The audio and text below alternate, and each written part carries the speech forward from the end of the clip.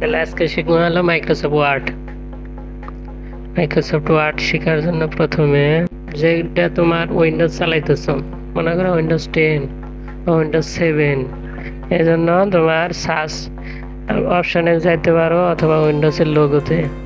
হ্যাঁ, যাওয়ার পরে এখানে দেখো এই জায়গায় অপশন আছে, অনেকগুলো সফটওয়্যার আছে। তোমার কম্পিউটারের মধ্যে যতগুলো সফটওয়্যার আছে এখানে পাইবা। এখান থেকে মাইক্রোসফট ওয়ার্ড শিখবে না, আজকে মাইক্রোসফট ওয়ার্ড খুঁজে বের করবা। Microsoft Word, Microsoft Office, Microsoft Office থেকে মাইক্রোসফট ওয়ার্ড, এখান থেকে দেখবা Microsoft Word, Microsoft Office Word 2007, 2010, আমরা 2010 শিখবো আর কি। তাহলে এটা শেখার জন্য ওটা সফটওয়্যারটি ওপেন করবো, কিছুক্ষণ লোডিং নেবো আর কি। লোডিং নেওয়ার পরে সফটওয়্যারটা ওপেন হইব। সফটওয়্যারটা ওপেন হইল, হওয়ার পরে প্রথম অবস্থায় হোম মেনুতে থাকবো। সফটওয়্যার ওপেন হওয়ার সাথে সাথে হোম মেনুতে থাকবো। হোম মেনুতে থাকার অবস্থায় এখন দেখবা এইগুলা দেখতে পারবা। প্রথমে হলো টুলবার, টুলবারের মধ্যে কি কি আছে? ফন্টের মধ্যে অনেকগুলো অপশন আছে।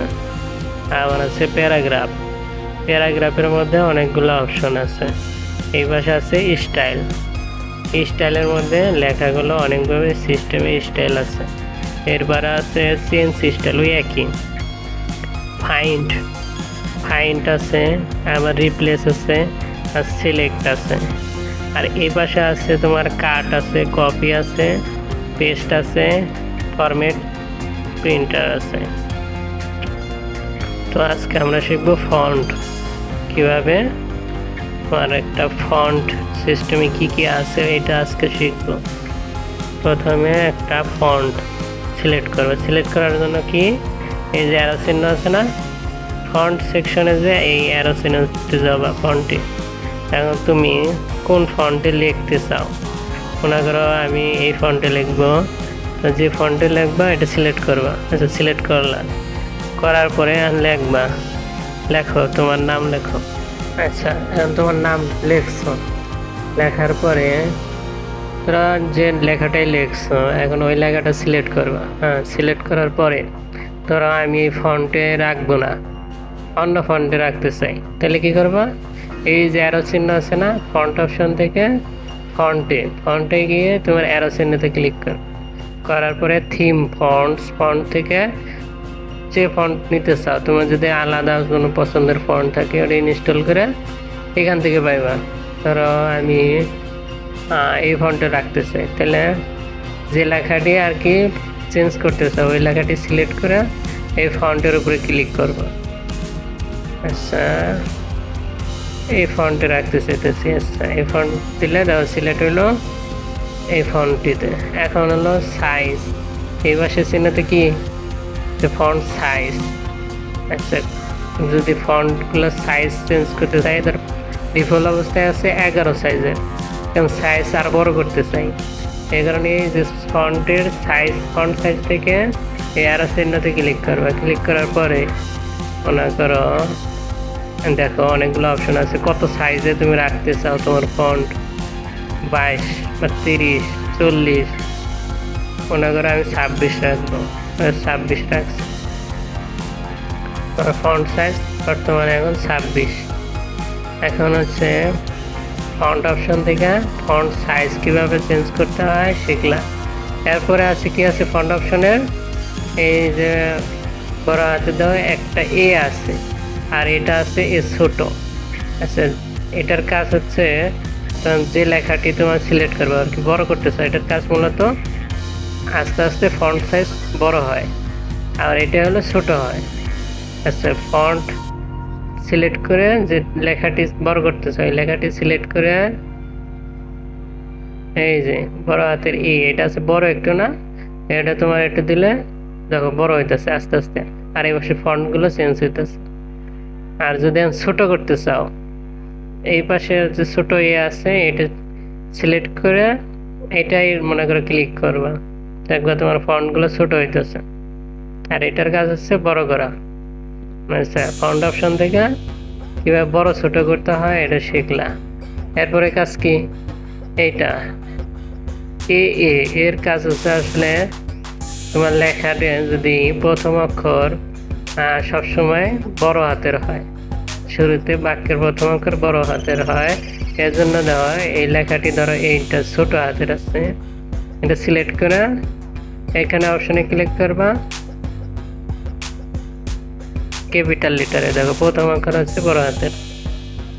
প্রথম অক্ষরটা যদি ছোট হাতের করতে চাও দেখো এটা সিলেক্ট করে এই অপশনে যে এই দাও ছোট, প্রথমটা ছোট বাকিগুলো বড়। আবার এটার অপশনের কাজ সেম, আগে যা ছিল তাই, সবগুলো ছোট হাতে। এই দেখো এটা ছোট করার জন্য এই দেখো ছোট হয়ে গেছে। আমাদের বড় করতে চাই, এখানে সিলেক্ট করে প্রথম অক্ষর যদি বড় ক্যাপিটাল লেটারে দেখো প্রথম অক্ষর বড় হয়ে গেছে। আচ্ছা, এখন এটার কাজ শিখলা। এরপরে আছে ফন্টের অপশনে বি হচ্ছে বোল্ড, পয়েন্ট আকারে আর কি রাখতে চাও, সুন্দরভাবে বড় করে দেখানোর জন্য আসলে বোল্ড দেওয়া হয়। দেখো এই লেখাটা যদি সিলেক্ট করে বোল্ড করি, দেখো অন্য লেখা থেকে এটা একটু ভিন্ন দেখা যাবে।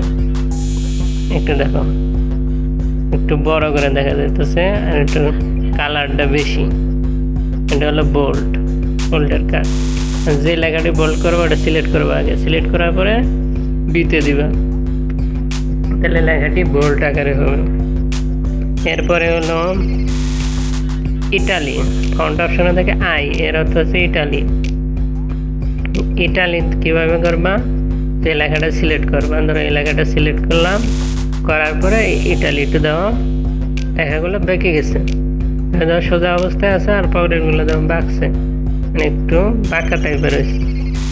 তাহলে ফন্টের আয়ের কাজ হচ্ছে ইটালি, মানে লেখাগুলো বাইকে যায়। আর যদি আবার রেডি করলাম আগের অবস্থায় আসে। এখন হচ্ছে ইউ এর কাজ কি? ফন্ট অপশনে হলো হলো ইউনিয়ন।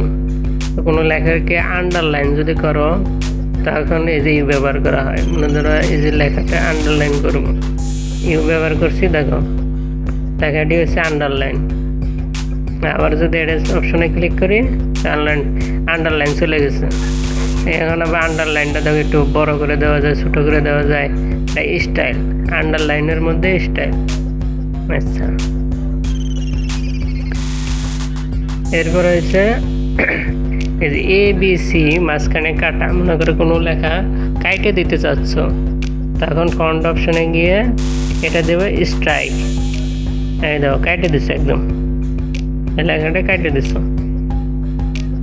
আর হচ্ছে X1 আর X2 এর কাজ কি? X1 এর কাজ হলো যখন তুমি জ্যামিতি বীজগণিতের ধরো A1 স্কোয়ার 1, তারপর 2, 1 উপরে স্কোয়ার, এই দেখো 1 একটু নিচে আসবো, এটা দেখো উপরে যাবো, এই নিচে গেল, 2 গেল উপরে, দেখো 2, 1 স্কোয়ার হয়ে যায়।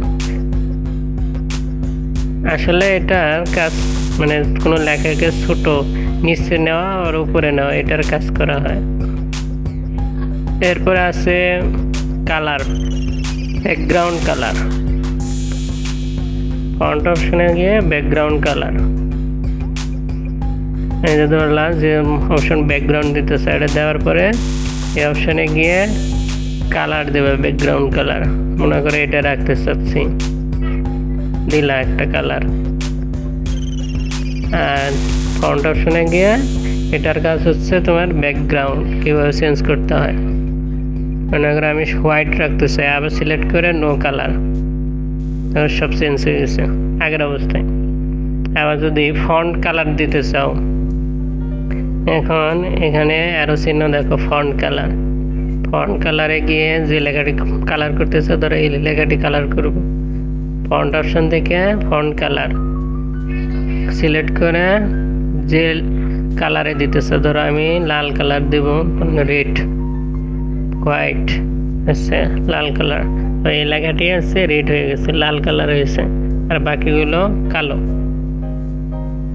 আবার যদি এখন ওটা হোয়াইট করতে চাই দেখো সাদা হয়ে যাব, এই যে ব্ল্যাক আগের অবস্থায়। এরপরে হচ্ছে এটার কাছে হচ্ছে তোমার হলো লেখাটা প্রথমে যে ছিল একদম শুরু অবস্থায় চলে যাবে। এটার তাহলে আমরা শিখলাম কিভাবে মাইক্রোসফট ওয়ার্ড ওপেন করতে হয় আর কিভাবে তোমার ফন্ট সিলেক্ট করতে হয়, ফন্টে থেকে কি কি কাজ আজকে শিখলাম। আচ্ছা, ফন্ট তো দিলাম, লেখলাম, সব কিছু করলাম, এখন যদি কাইটা দাও তাহলে তো সব চলে যাব না? তাহলে এখন এই লেখাটা তো সেভ করা লাগবে। সেভ করার জন্য তোমার এই যে দেখো ফাইল অপশানে গিয়ে দেখো সেভ আর সেভ অ্যাজে তুমি নতুন কিছু করলে প্রথমে সেভ অ্যাজে ক্লিক করবে। সেভ অ্যাজে ক্লিক করার পরে দেখো একটা ফোল্ডার চাইতেছে। তুমি যে প্রথমে শিখছিলা প্রথম ক্লাসে একটা ফোল্ডার কীভাবে তৈরি করতে হয়, তোমার নামে একটা ফোল্ডার তৈরি করছিল না? আচ্ছা, ওইটা রাখতে চাই, তাহলে ওইটা আগে সিলেক্ট করলাম। এখন তুমি যে লেখাটা লিখছো এই লেখাটা কি নামে আর কি রাখতে চাও, মনে করি এই নামে রাখতে চাও, তো ওই নামটা আগে এখানে লিখবা। লেখার পরে সেভে ক্লিক কর। তাহলে এটা কোথায় দেবো? তোমার ফাইলে গিয়ে ওটা তোমার ডকুমেন্টে সেভ হবে। এখন যদি আরও কিছু লিখতে চাও, লেখলা না, লেখার পরে শুধু কাজ তোমার সেভ দিলে যে পর্যন্ত লিখছো এইটাই সেভ হবে। মনে করো আমি কাইটা দিলাম, এখন তোমার ফাইলে গেলাম, ফাইলে যে ওই ফাইলটা ওপেন করো। দেখো এটা যদি ওপেন করি তো তুমি যতটুকু কাজ করছিলে ওইখান থেকে শুরু হইব। এই দেখো ডকুমেন্টটা ওপেন হইতেছে। তো শিখলা কিভাবে ফাইল সেভ করতে হয় আর ফাইল কিভাবে ওপেন করতে হয়।